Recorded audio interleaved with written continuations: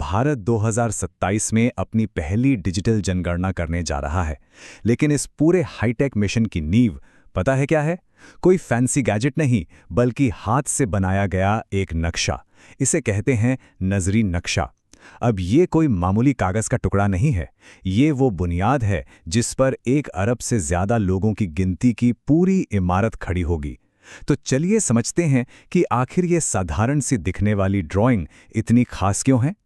अच्छा, कभी सोचा है कि भारत जैसे विशाल देश में हर एक इंसान की गिनती बिल्कुल सटीक तरीके से कैसे होती है?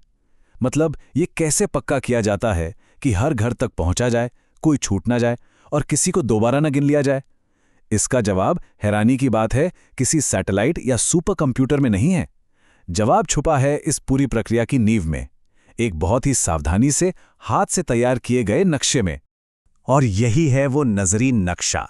देखिए, हर छोटे से छोटे इलाके के लिए, जिसे हम हाउस लिस्टिंग ब्लॉक या HLV कहते हैं, एक प्रगणक यानी एन्यूमरेटर हाथ से ये पूरा स्केच तैयार करता है। और जरा सोचिए, इस नक्शे पर सिर्फ एक गलती, मान लीजिए एक घर बनाना भूल गए या बाउंड्री थोड़ी इधर उधर कर दी, बस इतनी सी चूक पूरे जनगणना के डेटा को खराब कर सकती है, नतीजों पर एक बहुत बड़ा सवालिया निशान लगा सकती है।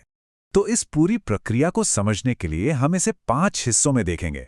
सबसे पहले इसकी बुनियाद क्या है, फिर पहले 3 दिन इतने जरूरी क्यों हैं, इसके बाद नक्शा बनाने के कुछ खास नियम, फिर देखेंगे कि कैसे कागज और ऐप एक साथ काम करते हैं, और आखिर में फाइनल चेक्स और सबमिशन।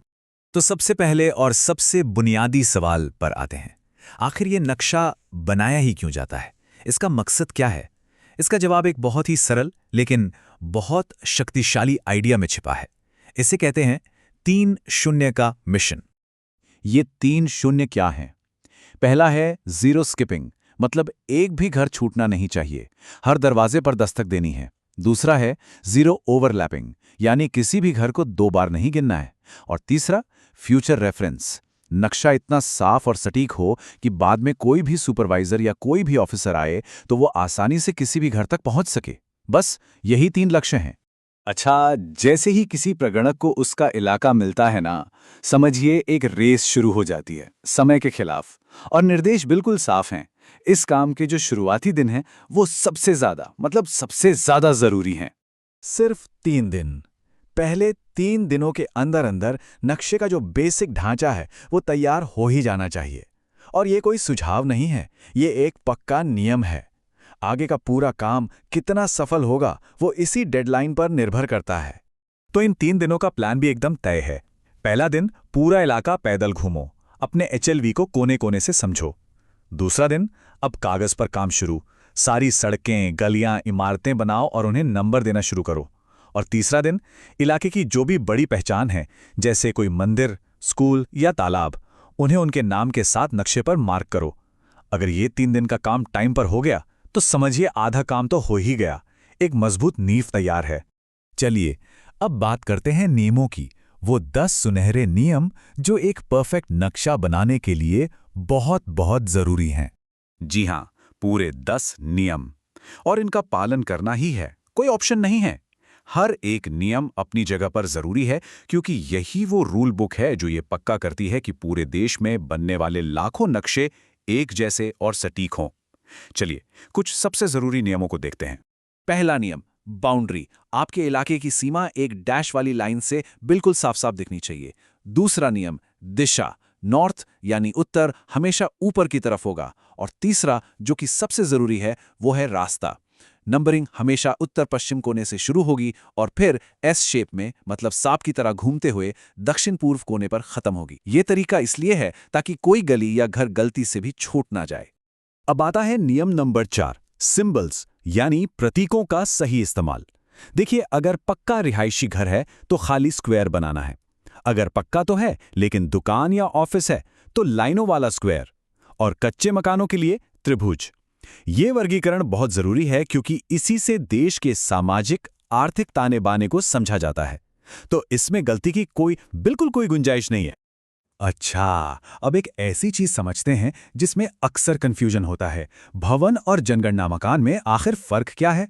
देखिए, भवन मतलब पूरी की पूरी बिल्डिंग, जिसे 1 नंबर दिया जाता है, लेकिन मान लीजिए उस बिल्डिंग में 4 अलग-अलग फ्लैट हैं, तो जनगणना मकान होंगे 4। हर फ्लैट का अपना अलग नंबर होगा, जिसे नक्शे पर ब्रैकेट में लिखा जाता है। सिंपल। कुछ और भी जरूरी नियम हैं, जैसे अपने आसपास के HLV के नंबर जरूर लिखें। सड़क और पगडंडी के लिए अलग-अलग निशान बनाएं। कोई भी पक्का लैंडमार्क जैसे स्कूल या हैंडपंप उसे जरूर दिखाएं। हमेशा नक्शे की 2 कॉपी बनाएं। और हाँ, सबसे जरूरी, फाइनल करने से पहले अपने सुपरवाइजर से मौके पर जाकर चेक करवाना। ये एक तरह से 4I चेक है, जो गलतियों के खिलाफ आखिरी सेफ्टी नेट का काम करता है। तो अब तक बात हुई कागज और कलम की। चलिए अब चलते हैं टेक्नोलॉजी की तरफ, क्योंकि यहीं पर 2 अलग-अलग दुनियाएं आकर मिलती हैं और ये इस पूरे प्रोसेस का सच कहूं तो सबसे नाजुक हिस्सा है। तो एक तरफ तो है वो नक्शा जो हाथ से बना है, जिसमें मेहनत लगी है, पसीना लगा है और जो पैदल चल चलकर जमीन पर तैयार हुआ है। और दूसरी तरफ है डिजिटल दुनिया, यानी हेलो मोबाइल ऐप। इस ऐप में सैटेलाइट से तय की हुई एक ऑफिशियल बाउंड्री एक लाल लाइन के रूप में पहले से ही दी गई होती है। और बस यहीं पर आता है सबसे क्रिटिकल पॉइंट। जो बाउंड्री हाथ से बनाई है और जो लाल लाइन आप में दिख रही है, वो इंच दर इंच बिल्कुल एक जैसी होनी चाहिए। अगर जरा सा भी फर्क है तो फौरन अपने चार्ज ऑफिसर को बताना है। खुद से ऐप में बाउंड्री को बदलने की कोशिश सख्त मना है। ऐसा करने से डेटा सिंक के समय बहुत बड़ी प्रॉब्लम हो सकती है। चलिए अब आखिर में कुछ फाइनल चेक्स और कुछ प्रैक्टिकल टिप्स देख लेते हैं, जो इस काम को एकदम परफेक्ट बनाने में मदद करते हैं। देखिए, जो अनुभवी लोग हैं ना, वो एक सलाह हमेशा देते हैं। कभी भी सीधे फाइनल शीट पर पेन मत चलाओ। पहले हमेशा एक सादे कागज पर पेंसिल से रफ ड्राफ्ट बनाओ। उसे 2 बार 3 बार चेक करो। जब दिल को तसल्ली हो जाए कि सब कुछ एकदम ठीक है, तभी उसे फाइनल A3 शीट पर उतारो। अपनी शीट को बिल्कुल साफ सुथरा रखो। और हाँ, वो 3 दिन की डेडलाइन, वो कोई मजाक नहीं है, वो एक सख्त नियम है। और आखिर में हर प्रगणक को खुद से बस एक सवाल पूछना होता है, क्या मैंने जो ये नक्शा बनाया है वो इस इलाके के हर एक घर की कहानी सही सही बता पाएगा? क्योंकि दिन के आखिर में यही इस पूरे काम का असली मकसद है और यही सबसे बड़ी जिम्मेदारी भी।